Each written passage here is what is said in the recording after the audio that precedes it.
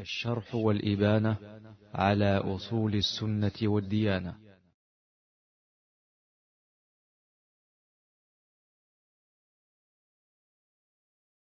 Deux personnes qui se sont aimées en Allah, qui se sont aimées en Allah subhanahu wa ta'ala, ils sont séparés en Allah azza.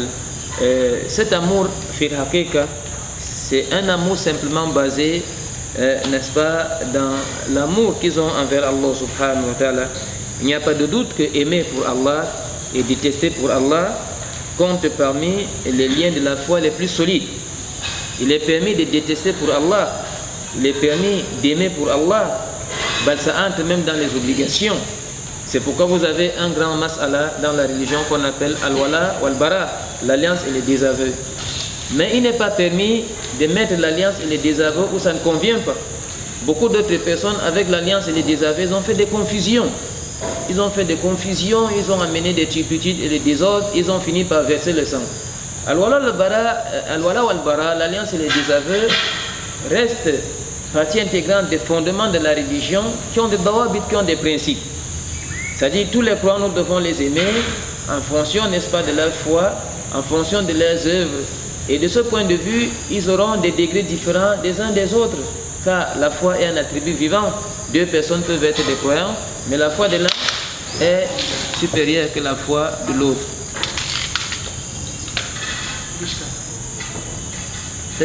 C'est un peu comme ça. Je m'excuse, peut-être mes mouvements. Donc, Al-Bara aussi, il n'est pas permis à un croyant d'aimer les mouchrikoun, d'aimer les koufars ou d'aimer ceci. Mais faites attention, il y a une différence entre le fait d'aimer et le fait d'avoir un caractère humain. C'est pas parce que je n'aime pas les mouchrikoun, les koufars qui n'ont pas droit à la vie, ils n'ont pas droit des services. Ça, c'est deux chapitres différents. Ça, c'est deux chapitres différents. Donner de l'eau à boire à un kafir, donner à manger à un kafir, ça peut même entrer dans les obligations.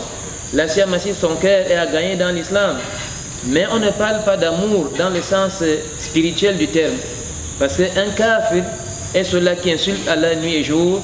Il attribue à Allah des enfants, il insulte Allah, il fait des choses. Tu ne peux pas aimer celui-là.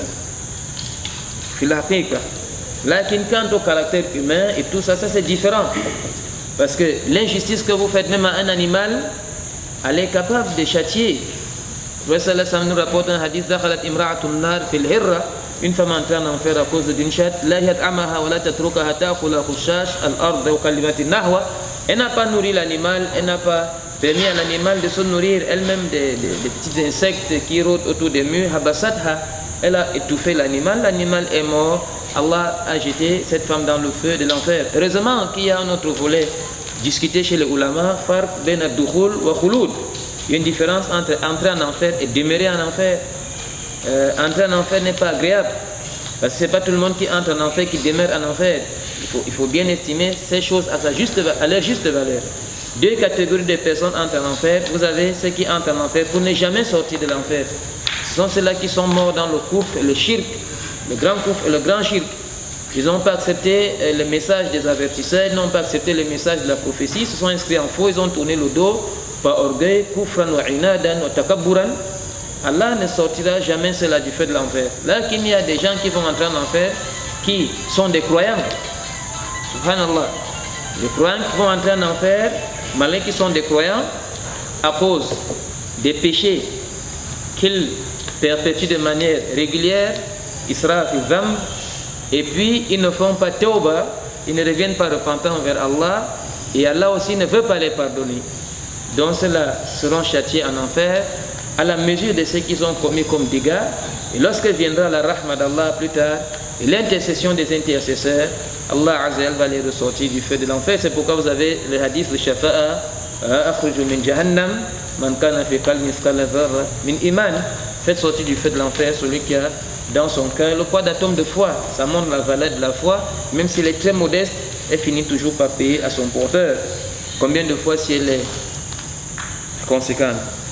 Donc, ce lien de foi solide qui est le fait d'aimer en Allah ou pour Allah est la conséquence de ce qui permet de réunir entre les fidèles Et c'est pourquoi la fraternité que l'islam a proposée, surtout dans les meilleures générations, est une fraternité qu'on n'a jamais trouvée dans toute l'histoire du monde.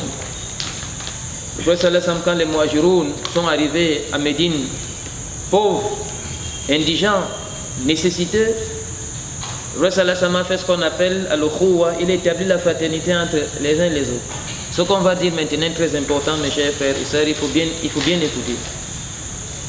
Le prophète a proposé à quelqu'un parmi les Ansar de prendre son frère parmi les Muhajirin.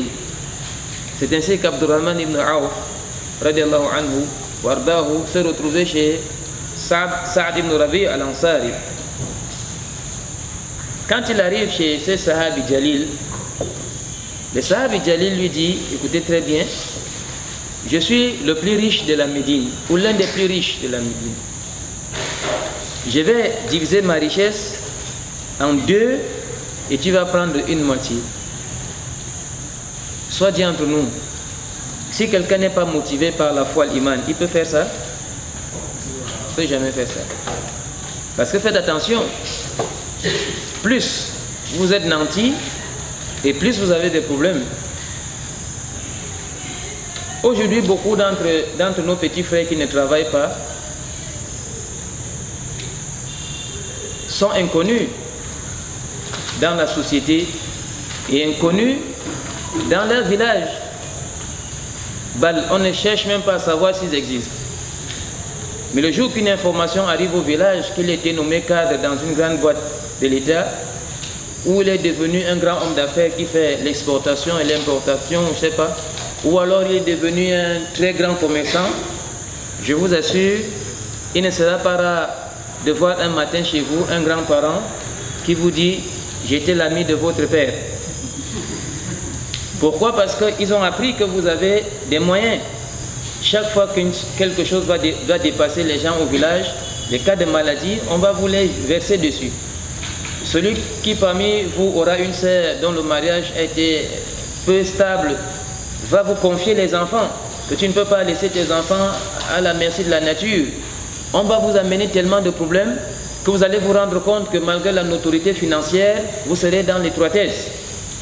Mais que quelqu'un prenne la moitié de sa richesse et qu'il donne à une seule personne et gère l'autre moitié pour tout ce qu'il a comme responsabilité, lui, sa famille, les parents, les proches parents, les responsabilités de la famille et de la société, ce n'est pas évident. C'est à cause de ça que les Ansar, ils ont eu un mérite qu'Allah a mentionné dans le Coran qu'on va lire jusqu'au jour à la vérité de la terre et tout ce que la terre possède. Mais ce n'est pas tout. Il a fait quelque chose peut-être de plus solide. Il a dit à son frère Abdurrahman bin Auf, j'ai 2 épouses. Suivez mon regard. J'ai 2 épouses. Je vais venir les 2 et tu me dis laquelle des 2 tu choisis, c'est-à-dire celle que tu préfères. Je la divorce pour Allah, elle fait sa idda et tu emballes ton paquet. Qui peut faire ça parmi les hommes? La première des choses qu'il faut remarquer, je ne sais pas si parmi vous il y a des polygames, les femmes ne sont pas pareilles. Il y a une femme qui est docile, elle est tendre, elle est soucieuse, elle est intelligente, elle est très agréable. Et puis une autre, Malasafi Shadid, elle est toujours plaintive, quoi. Tu sors, elle crée un problème, tu rentres, elle crée un problème, Ce genre de femme-là, lorsque quelqu'un a 2 cas comme ça, la femme la plus difficile à vivre, il propose rapidement, fils Abilillah, qui est dans son frère, pour se débarrasser d'un fardeau. Là, imaginez, il propose à son frère de choisir laquelle des 2 il préfère. Mais ça, c'était une figure de fraternité telle que le monde n'a jamais connue. Et on n'est pas sûr que le monde peut connaître ce genre de figure de fraternité jusqu'à Yom Al-Qiyamah. Et c'est ça que nous propose en réalité l'islam, mes chers frères. C'est ça que nous propose l'islam. Et puis vous allez voir qu'avec ça, les gens vont s'unir comme Allah a ordonné dans son livre et les enseignements du messager d'Allah. À partir de ce moment, celui qui n'est pas correct, celui qui n'est pas agréable à vivre, un farceur, va se sentir rejeté. Et ça pourrait être la cause pour lui de revenir repentant vers Allah et de s'infiltrer dans la société. Quoi qu'on puisse dire, lorsqu'on n'est pas aimé par des gens, c'est difficile. Mais maintenant aussi, nous n'avons pas le droit de prendre des fausses causes seulement parce qu'on veut se faire aimer par des gens. En guise d'exemple, mes frères font n'importe quoi, je ne veux pas parler ou faire des reproches parce que je veux qu'ils m'aiment moi. C'est pas vrai, c'est pas bien, c'est pas une bonne manière de faire. Mais il faut poser des actes nobles et savoir que lorsqu'on est aimé, c'est un très grand avantage pour nous dans ce monde et dans l'au-delà.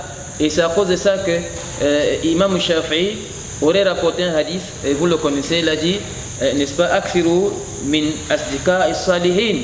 C'est-à-dire il faut faire tout pour être nanti des amis dignes de confiance, c'est-à-dire pieux. Parce que Yom al-Qiyamah, il faut comprendre que les gens du paradis pieux iront sortir leurs frères de l'enfer. Parce que lorsqu'ils viendront vers Allah, ils diront Allah, on était avec un tel, on était toujours à la mosquée, on le voit pas au paradis. Allah va dire il est en enfer, mais allez le faire sortir de l'enfer. Vous voyez ça, l'avantage d'être avec des gens de bien. Ils auront un impact dans ce monde et dans l'au-delà, Inch'Allah Rahman. Donc, on n'a pas besoin de se faire détester pour rien, mais on doit toujours vivre en harmonie. C'est pourquoi on a rapporté du messager d'Allah, alayhi salatu wassalam, comme dans les Sunan Nabi Daoud, inna min ibadillah unasan ma hum bi anbiya wala shuhada. Allah Azza a des serviteurs qui ne sont ni des prophètes ni des martyrs.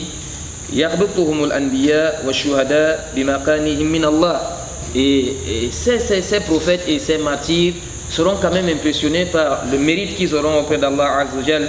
Et les sahabas ont demandé à Rasulallah, fatukhbiruna man hum, vas-tu nous dire qui ils sont? Il va dire alayhi salatu wassalam, hum qawmun tahabbu bi ruhillah ala ghairi arhamin bainahum. Ce sont des gens qui se sont aimés seulement en Allah alors qu'ils n'avaient pas de lien de parenté, wala amwalin yata'atunaha, ni à cause des biens dont ils se partagent mutuellement. Fa wallahi inna wujuhahum la nurun wa innahum la ala nur. Leurs visages viendront rayonnants yawm al-qiyamah et eux-mêmes ils viendront très étincelants. Ils n'auront aucune crainte lorsque la plupart des gens seront vraiment foudroyés de frissons et de peur. Allah dit dans le verset du Coran, Ala inna awliya Allah la khawfun alayhim wa lahum yahzanun. Dont les vrais alliés d'Allah Azzawajal n'auront nulle peur ni affliction yawm al-qiyamah, Inch'Allah. الشرح والإبانة على أصول السنة والديانة.